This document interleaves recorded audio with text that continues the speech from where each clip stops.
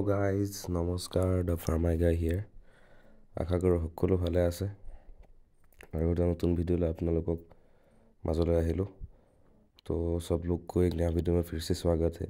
तो आप लोग को आज एक सामान दिखाएंगे, बहुत बढ़िया सा सामान है। तो ये वाला सामान मैं पहले वीडियो में देखा था, लाइव पहली बार देखा हूँ, तो सोचा आप लोग के साथ शेयर करूँ। तो ये सामान ये है कि ये हम लोग एक लाए हैं मल्टीक्रॉप हार्वेस्टर। हम लोग का फार्म में था ट्रेसर, पेरी ट्रेसिंग का मशीन, तो ये वाला हार्वेस्टर हम लोग के इधर में नहीं था। तो बहुत टाइम सेविंग प्रोसेस है ये, तो इसलिए हम लोग इसको रेंट पे लेके आए हैं। तो हम शेयर करेंगे आप लोग के साथ इसका प्रोसेस कैसे होता है, तो इसका काम कैसे होता है, ये काम कैसे करता है, इसको मतलब चलाना मतलब कैसे है, कैसे चलाते हैं, इसका पूरा होल एवरीथिंग बताएंगे, उसको सर्विस कैसे होता है।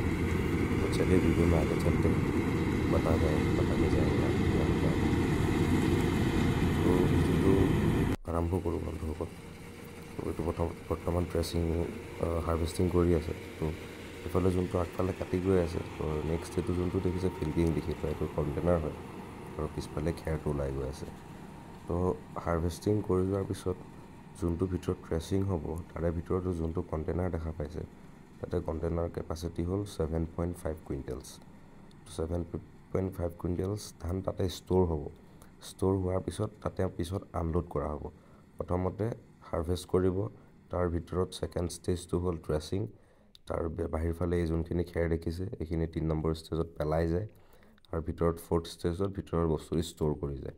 তাৰপৰা 5th ষ্টেজ হ'ল আনলোড কৰা, আৰু আনলোড মই কৰিম ডাঙৰ ট্ৰেক্টৰত, ট্ৰেইলাৰত, কাৰণ কি 7.5 কুইণ্টেল ধান ষ্ট'ৰ কৰিবলৈ ডাঙৰ ষ্ট'ৰেজেই লাগিব ধৰক। তো ট্ৰেক্টৰত পথাৰত ট্ৰেক্টৰৰ বাহিৰে বেলেগ গাড়ী সোমাবলৈ এতিয়া বৰ্তমান দিগদাৰ। তো এইফালে প্ৰথম ষ্টাৰ্টিং কৰি আছে জহা ৰাইচখিনি, এইফালে এইখিনি জহা ৰাইচ, আৰু প্ৰথম জহা ৰাইচখিনি হাৰ্ভেষ্ট কৰি লৈছোঁ। তাৰপিছত ৰঞ্জিত, এইফালে বাকী যিমানখিনি ধান আছে এইফালে কাটি গৈ থাকিম। তো প্ৰচেছটো আপোনালোকক কৈছোঁৱে, আউটলাইনটো দিছোঁৱে। তো এতিয়া বৰ্তমান এনেকুৱা হয় কি, ধৰক কিছুমান মাটি বহুত দীঘলীয়া মাটি থাকে, মাজে মাজে আলি থাকে, তো মাটিটো যদি প্লেইন হৈ যায় তেতিয়া ধুনীয়াকৈ ধৰক এটা 20 মিনিট বা 25 মিনিটৰ ভিতৰত ধুনীয়াকৈ আপোনাৰ 2 বিঘা বা 1.5 বিঘা মাটি কাটি দিব পাৰে। তো আল্টিমেটলি 1 ঘণ্টাত আপোনাৰ 1 পুৰা মাটি কাটি দিব পাৰিব। তো 1 ঘণ্টাৰ পৰা 1.5 ঘণ্টাৰ ভিতৰত। তো বহুত টাইম ছেভিং প্ৰচেছ হয়, আৰু লেবাৰ খুব কম লাগে। ইয়াৰ যোনজন ড্ৰাইভাৰ থাকে, অপাৰেটৰ থাকে, তেখেত লগতে আহে, আৰু এজন হেণ্ডিমেন থাকে, 2জন মানুহ প্লাছ 2জন নিজৰ মানুহ থাকিলে ধুনীয়াকৈ আপুনি টাইম ছেভ কৰি পিনি আপোনাৰ কামটো উলিয়াই ল'ব পাৰে। আৰু বৰষুণৰ পৰা কোনো জামেলা নাই, কাৰণ কি ধানটো অলৰেডি হাৰ্ভেষ্ট কৰি ভিতৰত সোমোৱাই দিয়ে, আপুনি আনলোড কৰিলেই হ'ল। ইফালে গোটেই প্ৰচেছটো চাওক হাৰ্ভেষ্ট কৰি থকা, আৰু ইফালে মাজৰটো আপোনালোকক দেখাইছোঁৱে, এইটো য'ত ষ্ট'ৰ হয়। তো গোটেই প্ৰচেছটো এনেকুৱাই হয়। আৰু ইয়াৰে ধৰক তেলৰ টেংকিৰ কেপাচিটি হৈ গ'ল 100+ কেনেকুৱা কিবা লিটাৰ, মোক কৈছিলে পাহৰিলোঁ। আৰু গাড়ীখন আপুনি নন ষ্টপ চলাই থাকিব পাৰিব, প্লাছ আপুনি হাৰ্ভেষ্টো কৰি থাকিব পাৰিব, কিন্তু আফটাৰ এভৰি 300 আৱাৰ্ছ আপুনি এটা ছাৰ্ভিচ কৰিব লাগিব। মানে গোটেই totally full every service, it's and every পাৰ্টৰ ছাৰ্ভিচ কৰিব লাগিব, যিখিনি আপোনাৰ ইউজ হৈ থাকে সদায় গাড়ীখন যেতিয়া চলাই থকা অৱস্থাত থাকে। আৰু গাড়ীখন যেতিয়া আপুনি য'ৰ পৰা কিনিছে, মানুহকেইগৰাকীয়ে কৈছে যে য'ৰ পৰা কিনিছে 1 বছৰলৈকে আপোনাৰ গাড়ীখনত গেৰাণ্টি আছে। তো 1 ইয়েৰলৈকে আপোনাৰ লগত য'ৰ পৰা আপুনি গাড়ীখন কিনিছে তাৰে মানুহ আপোনাৰ লগত ফ্ৰী ছাৰ্ভিচ কৰিব আহিব, আৰু 1 বছৰৰ পিছত আপুনি পেইড ছাৰ্ভিচ কৰিব লাগিব, আৰু ইটছ এণ্ড এভৰি 300 আৱাৰৰ পিছত আপুনি ছাৰ্ভিচ কৰিব লাগিব। আৰু এতিয়া এইপিনে ট্ৰেক্টৰ আহি আছে গাড়ীত লোড কৰিবৰ কাৰণে।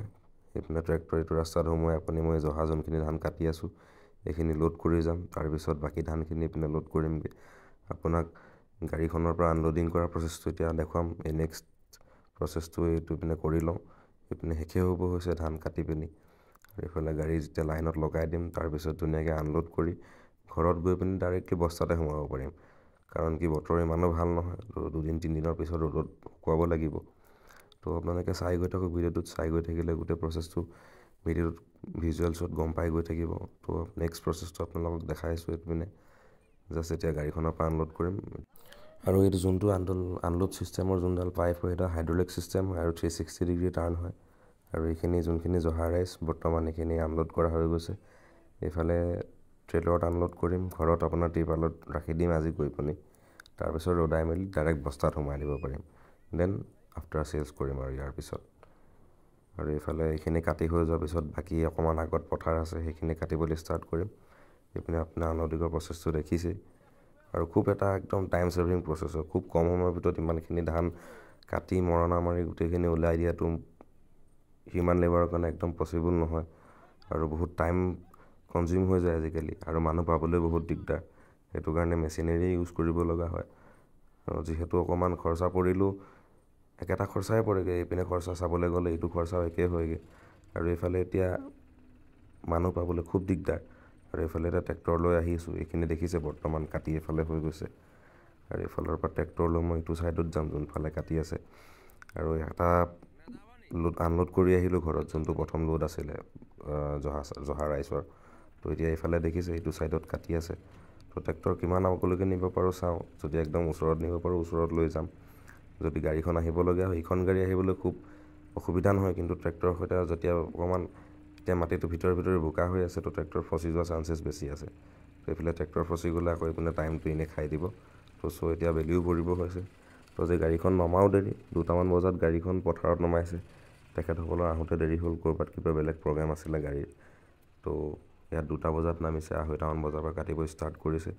তো এইফালে গাড়ীখন আহিবলগীয়া হ'ল, কাৰণ কি ট্ৰেক্টৰ এইপিনে নাযায়গৈ। তো এইফালে দেখিছে এইখিনি ৰঞ্জিত ধান।